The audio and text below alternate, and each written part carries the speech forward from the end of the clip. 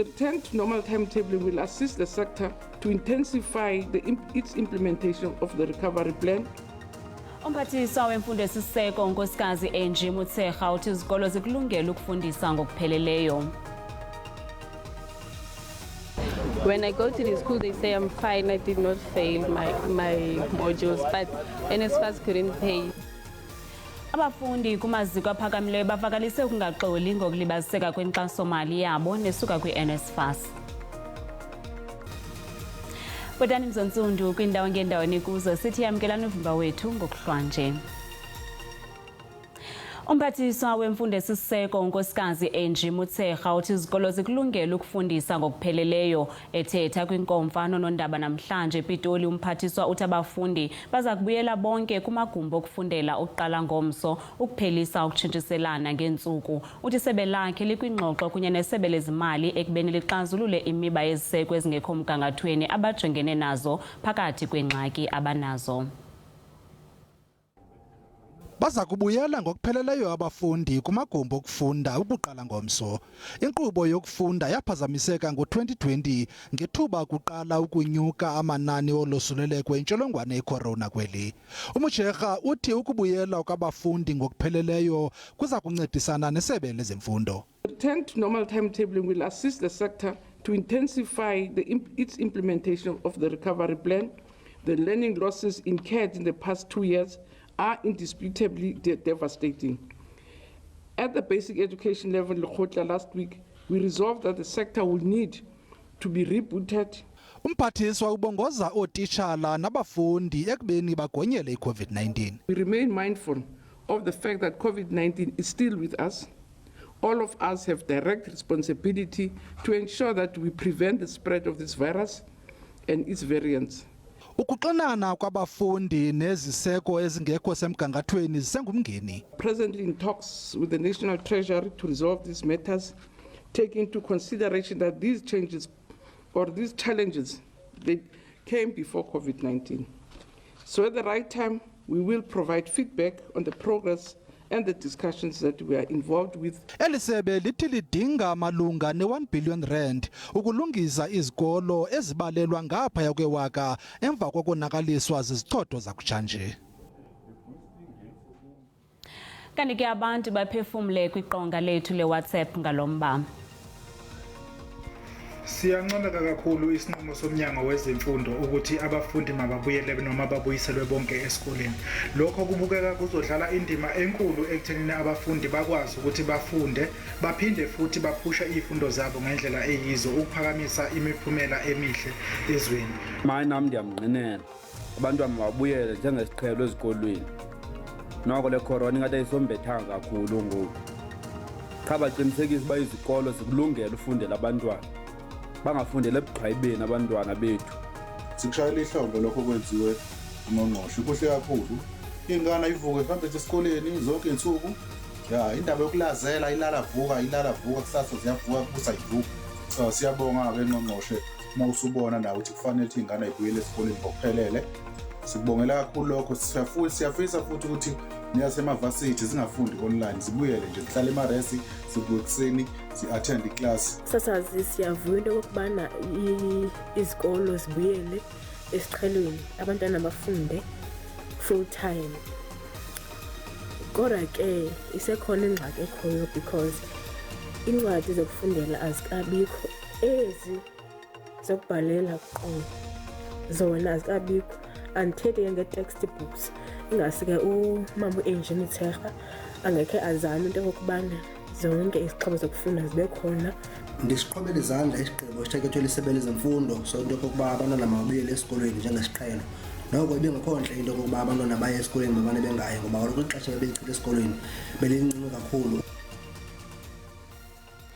Abafundi kumaziko aphakamileyo bavakalise ukungaxoli ngokulibaziseka kwenkxaso-mali yabo nesuka kwi-National Student Financial Aid Scheme i-NSFAS ngamafuphi. Okukulibaziseka kubangela uninzi lwabafundi luxhalabe ngekamva labo. Ukanti imanyano yabafundi i-South African Union of Students ithi le ngxubakaxaka nento yokwenza nokucuthwa kwenkxaso-mali eyabelwa i-NSFAS ngurhulumente nebalelwa kwi-9.6 billion rand. Luxhalabile uninzi labafundi kumaziko emfundo ephakamileyo kweli njengoko bengayifumani inkxaso-mali esuka kwi-NSFAS kwaye ngoku abakwazi ukubhalisa kulo nyaka. Been facing challenges with NSFAS. Like for instance, me for the past 2 years, I couldn't get contact with NSFAS. When I go to the school, they say I'm fine, I did not fail my modules, but NSFAS couldn't pay. Inkokheli yabafundi eUNISA ithi iziko lemfundo lijongene nengxaki enkulu njengoko i-NSFAS iye yacutha inkxaso-mali yabafundi. We have the highest number of students that are NSFAS beneficiaries. So if the government decides to cut down the budget, it simply means that those students who have been beneficiaries of NSFAS, they will not be able to get their accidental allowances and all other allowances that they've been getting. Kutshanje izinkokheli zabafundi evezisa banohambo olusuka eRhawutini lusingise ePitoli kwizakhiwo zomdibaniso ngelokunyusa ingxowa-mali yabafundi. Is an attempt by NSFAS to want institutions of higher learning to be on fire. That is why we are doing what we are doing, so that students do not have to go through the harsh conditions of not having money. Umphathiso wemfundo ephakamileyo uGqr Izimvo ubonga zabafundi ukuba babe nomonde. We'll be able to fund all qualifying students on the DHET bursary scheme administered by NSFAS for students who have been admitted for funded progress. Kusenjalo iSouth African Union of Students ihlaba ikhwelo kumaziko emfundo ukuba alongeze ixesha lokubhaliswa kwabafundi de NSFAS inike umkhombandlela. Abenkonzo ezijongene nohlangulo nemililo eKapa banqinile kuba bacime umlilo oqhambuke kwityalike iSt George's Cathedral ngentsasa yanamhlanje. Lo mlilo awudalanga monakalo ungako yaye intloko yetyalike iCathedral umfundisi uMaqel'ezopolitiko uthi lo mlilo yinto yangabomi. Umfundisi uMaqel'ezopolitiko uthi iziphumo zophando lethutyana zidiza ukuba lo mlilo wenziwe ngabom ukanti wothulele umnqwazi abacima imlilo ngokukhawuleza abasabela ikhwelo yaye uthi lo mlilo awudalanga monakalo ungako. Uthi ufumene ingxelo yokuba kukho umuntu oboniweyo ebaleka ngaseCathedral kancinci nje emva kokuqhambuka kwalo mlilo. Bakwantsasane eKapa banqinile kuba baqhuba uphando ngakwityala lokutshisa ukanti akabikho umuntu oselebanjiwe ngokwayamenene sisiganeko.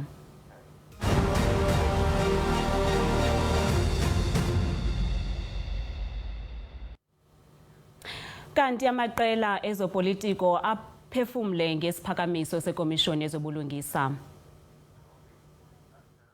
Should President Ramaphosa accept the recommendation, it will indeed be a historic first for the country, a woman holding the highest judicial position.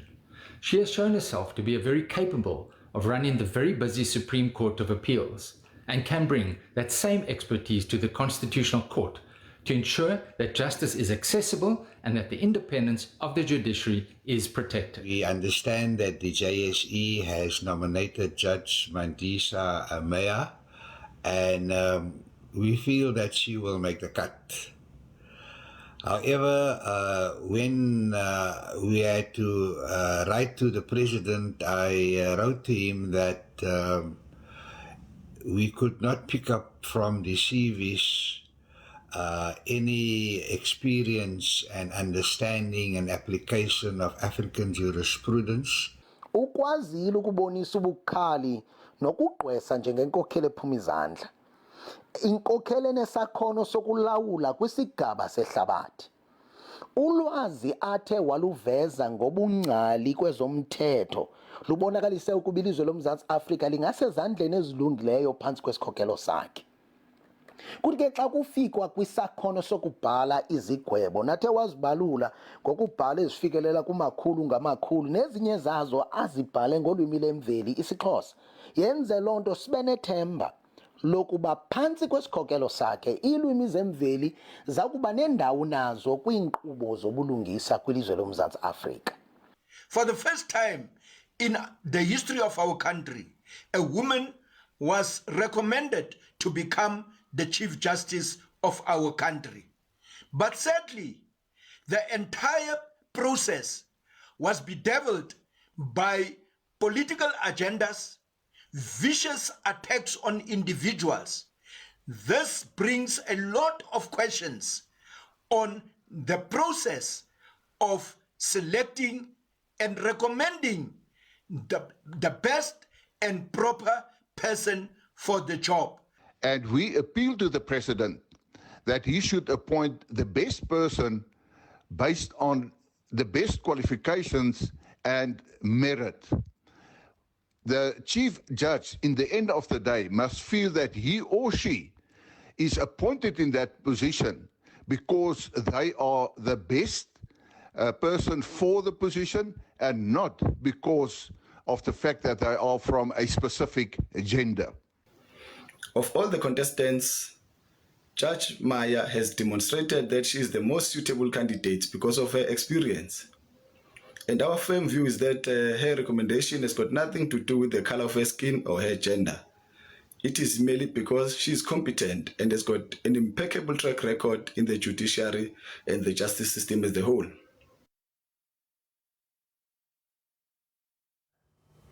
Sixolise ke mawethu bekufanele kuba siqale sathi emva kwenkqubo yodliwano ndlebe engazange yabonwa kweli kule veki komishoni yenkonzo zobulungisa yenze imbali yaphakamisa igama lowasetyhini wokuqala kuba abe yijaji eyintloko kweli iJSC iphakamisa igama likamongameli wenkundla ephakamileyo yezibheno uJaji Mandisa Maya kuba abe yintloko yezomthetho kweli.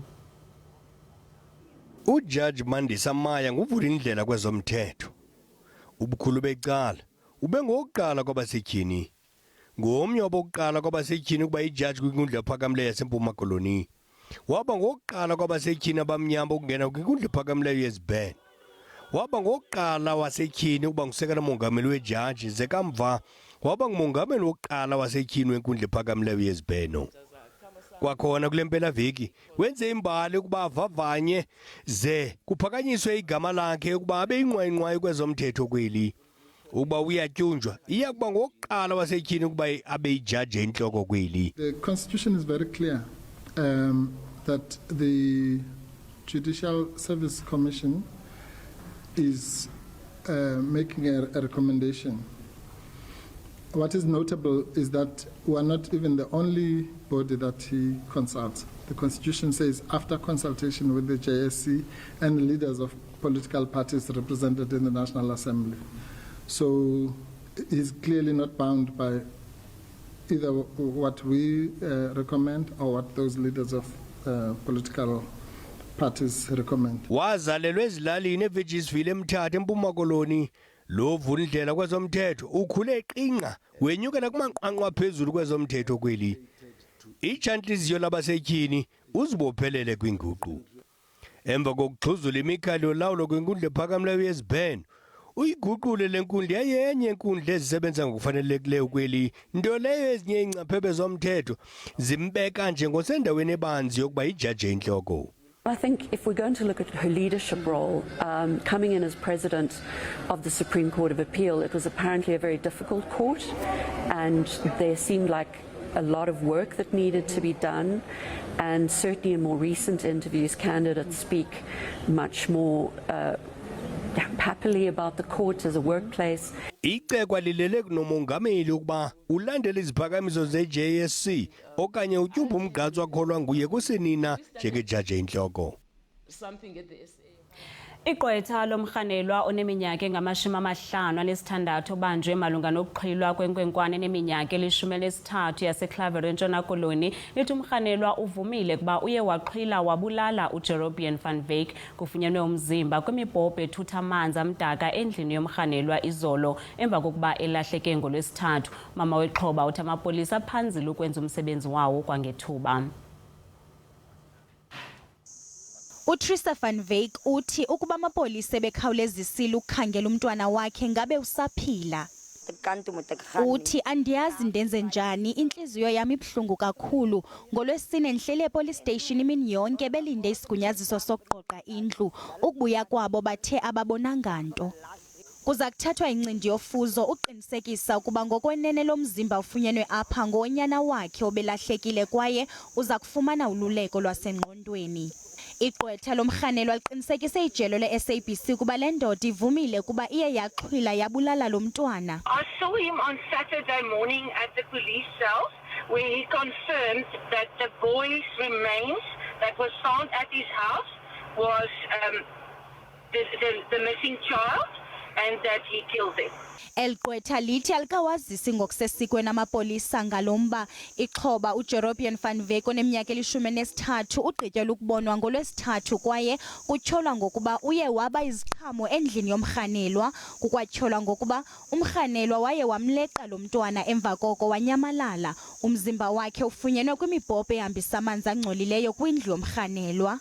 The police didn't do sufficient police work in order to make sure that they find the boy. They rather tell her to come back the next morning. And that for me, as I'm also in law enforcement for many, many years, that is unacceptable.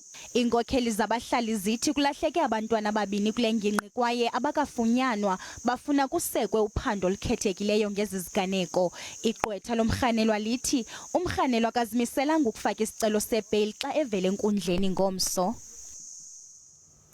Umzi wezamanqindi kwiphondo laseMpuma Koloni uyantywizisa emva kokusweleka kwalo wayesakuba intshatsheli yehlabathi kumdlalo wamanqindi uZolani Marhali nenzalelwane yasemdantsane neminyaka engama-40 ubudala idutyulwe izihlandlo eziliqela lwangcola ungele kwindawo ebihlala kuyo eRhawutini ngobusuku bangolwesihlanu ukanti intsusa mabandla ekubulawa kwakhe ayikacaci. KukaZolani Marhali kothuse usapho lwakhe kunye necandelo lamanqindi. Usapho lwakhe belumbona njengentsika yekhaya kwaye limemelela kuba abo banesandla ekubhubheni kwakhe bajamelane nengalo yomthetho. Isihlupha kakhulu tata ngokuthi kungabanjwa umuntu kwisiheleku esilolu hlobo sokumuntu umuntu bezilelela endlini yakhe adutyula abulawe kwathathelwe nezinto zakhe yonke into iwallet yonke into ifone ngoba iye yasikhathaza kakhulu siyifamily especially nam njengomzali wakhe. Icandelo lezemidlalo ephondweni lithi lo kaMarhali ebeyimbethi manqindi ephuma izandla ulwe izihlandlo wanetayitile ezininzi njengubona apha emveni kwam nazi ibhanti zakhe ezingqina lento ndiyithethayo into bana lo mfana bewathanda amanqindi endebezimisele endekhuthele. Uyabonakala uba ingathi sishiywa ngamagqala ngeli xesha kanye siwadinga ngalo nanjengoko sizama amaqhinga okuqinisekisa ube licandelo liyaphila nangona kukhona i-COVID-19. Umqela kushiywa nguwayimunamuna untouchable awusokuze ulibaleke nanini na ingakumbi igalelo lakhe ekuqinisekiseni ube liphondo laziwa njengekhaya leboxing. uMarhali uzokubeka kwikhaya lakhe lokugqibela ngomgqibelo eXesi abongile Yankees kwiindaba ze-SABC emdantsane. Awethu masixa kulo ndawo kamnandi.